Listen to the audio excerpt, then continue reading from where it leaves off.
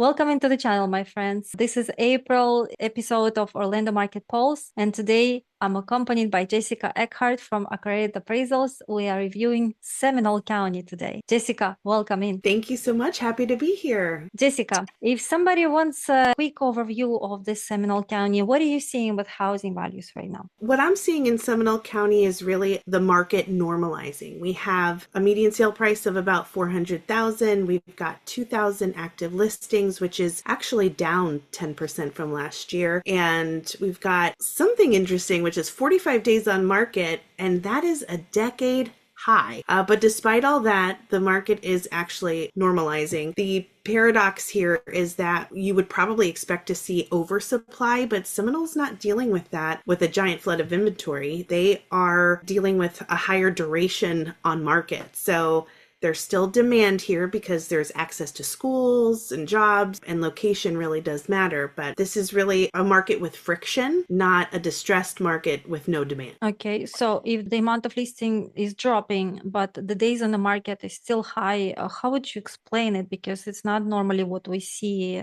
throughout the cycles. So there's a disconnect. The inventory is shrinking, but the closed sales volume remains low. And this is really because sellers have not emotionally or financially surrendered, and buyers are still dealing with affordability pressure. So this really creates a frozen negotiation environment. Sellers are still holding close to what they want for list, while buyers are taking longer to commit to that. So the market feels stuck because neither side is moving very quickly. Sellers believe they should get strong pricing, and buyers are more payment sensitive, and that really makes the transaction timeline a lot longer. So nobody's actually willing to give in just yet. So is a Seminole County a uniform story right now, or there's a different behavior across different pricing pockets? There is a different segment in Seminole County, 3 different segments actually, depending on the price band. So you've got the segment that is under 300,000, and this is where supply is really tight. So buyers may get some discounting, but they're still fighting over limited options. You've got the engine where the sweet spot, which is 300 to 700,000. And this is where the county still has the most dependable transaction volume. And then you've got 700 plus range, where that's really where the stagnation becomes much more visible. This is where you see longer marketing times and much more of a mismatch between what the seller expects and what the buyer is willing to bring to the table. So that's why it's super important sometimes to not make a blanket statement about the market in general, but to really look into the hyper local story, because there's 3 different segments, 3 different stories. When people usually hear 45 days on market, or in the case of luxury market, 125 days median list time, they start panicking and thinking that the market is crashing. Is that the true story, or there is something else going on? It's not crashing. Let me just say that. But this is where context is everything. I think people are still mentally anchored to that 2021, 2022 abnormality that we had. There was a frenzy. This is really not about a crash. This is about a reset in speed. So back in 2016, when there was a more normal market, days on market was around 28 days. But then we had the pandemic distortion where marketing collapsed. And now we're at 45 days, which feels really slow compared to the frenzy. But it's really this deceleration back to a more rational pace. So I think new agents that came into the real estate market in that time of frenzy, they might still be comparing to that, and you really can't, because if you do compare today to what you came into in 2021 and 2022, you're going to misread the market and you're going to misadvise clients. So, the market didn't die. It's just changing speed. And what sellers should derive from this? This is really about velocity versus vanity. So if a property is aligned with the current market, especially in that middle segment of 300 to 700,000, I think it has a much better chance of moving in a reasonable time frame. If the seller decides to test the market, it can really shift into stale stock territory. And the other thing in Seminole County, a lot of the sellers have equity. So instead of sitting through months of painful reductions, one of the smarter moves for sellers is to use some of that equity up front to help solve that buyer affordability problem through concessions and rate buy downs and things of that sort. That's often more strategic than just slowly bleeding in price while you're on the market. Overpricing is expensive right now, and equity can be used as a tool. That's great advice.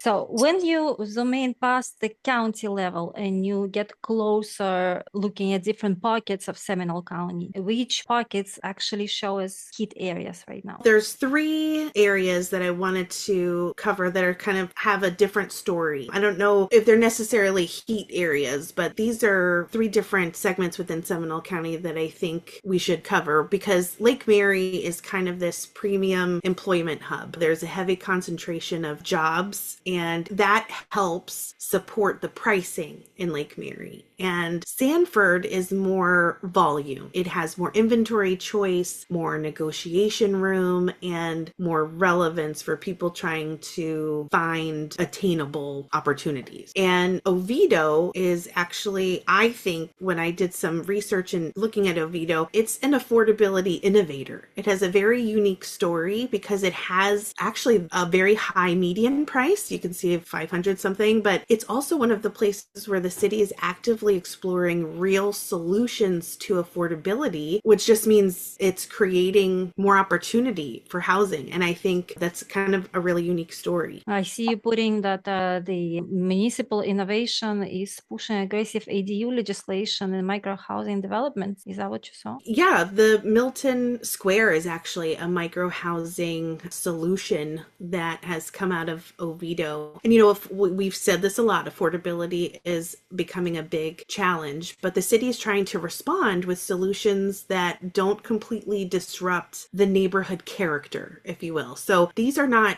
trailers, these are temporary units. So they're new construction, they're foundation based, they're code compliant. So they're pretty much tiny homes that create a lower entry point for ownership. And this is a real attempt to address the missing inventory problem, and it's under the $300,000 range. So the city just approved in early 2026 an updated community redevelopment plan to further steer developments like this as an answer to affordability. And I just think it is such a unique story that a city is taking such an active role. I think a lot of cities and counties are, but this was just a really cool story I thought I'd share. This is already happening. It's not just on paper. Yeah, it's already happening. Actually, in 2025, they piloted 10 units, and now this Milton Square, I think they only have like 3 left. I don't know, but they're in construction. They're ready to go. So I think as an agent, the biggest takeaway here is to understand and maybe do some research into these cities and what they're doing, because it can help you guide buyers and sellers and even investors more intelligently if you understand what they're doing with housing,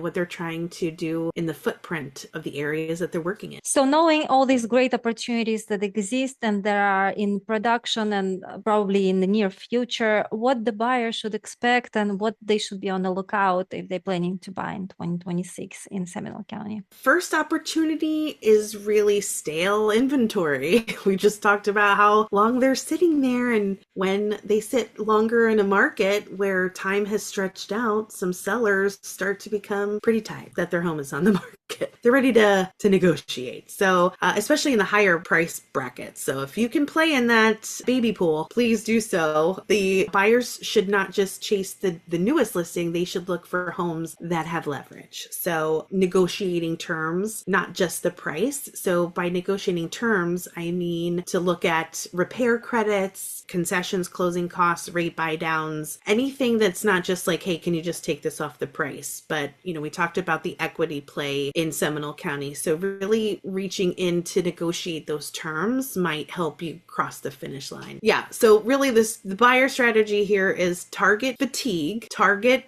the terms, and target incentives. In Sanford and Oviedo, there's new construction incentives. So builders will be more flexible on concessions more than the resale sellers. And that can make your payment work better. And that's really what buyers care about right now. And, quick little tidbit on that. Be careful about the builder incentives, because sometimes they can change day to day, and sometimes those incentives are really good. So when they're giving you a rate buy down, they're giving you a design center credit, you need to take those where you can, because they can literally change in a day or two, and then the price can go up and the incentives can change. So if that's you and you're dealing with a builder, snag it if you can. Word of caution, depending on the loan, on the down payment that you're having, not always all the concessions can be applied to your case. So always advise with your realtor, with your mortgage professional, to make sure that whatever builder is promising you is actually ending up in your pocket. Jessica, what is your recommendation to the realtors working in Seminole County? How can they advise their clients better using the information that we give them? For the pro level agents out there, first we need to really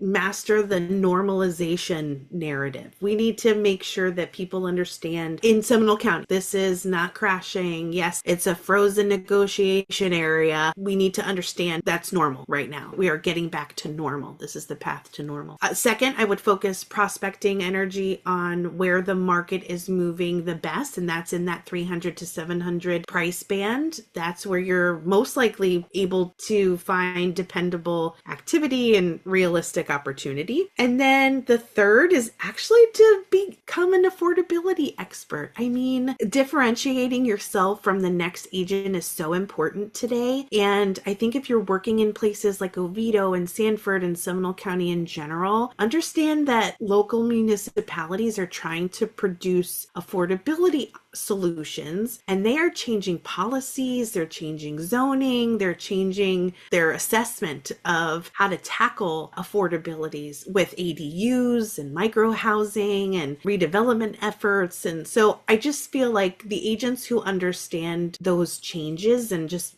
become knowledgeable about what's happening there, then you're able to speak more intelligently about where an opportunity might come from in these areas. And trust me, that is not what most agents are talking about. So if you really hyper local know your market and know what's happening, I think that's really going to help you in these areas. So it's not just know the comps and know the data, but know the local housing story. Be the insider. Yeah, absolutely. This is like absolutely special knowledge that can give you that competitive advantage over everybody else.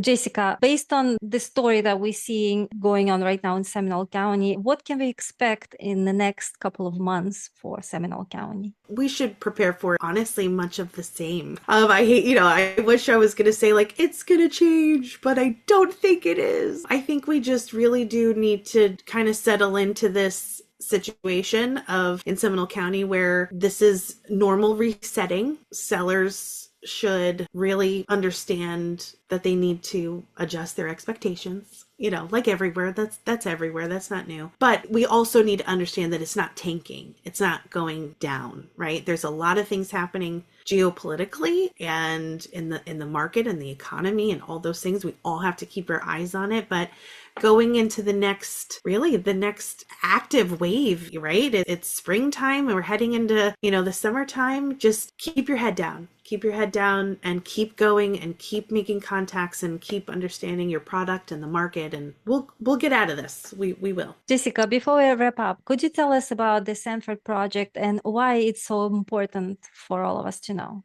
Yeah, I did. I wanted to touch on this project, and I kind of ended it here because it just kind of reminds people that the housing conversation is bigger than just the monthly stats, right? And the monthly trends. This is about long-term community building and what it takes to create sustainable housing opportunities. So Sanford, it kind of ties into this affordability conversation that we're having. And what makes this project important is that it's a real example example of public-private partnership in action. So literally, this is a photo of the groundbreaking.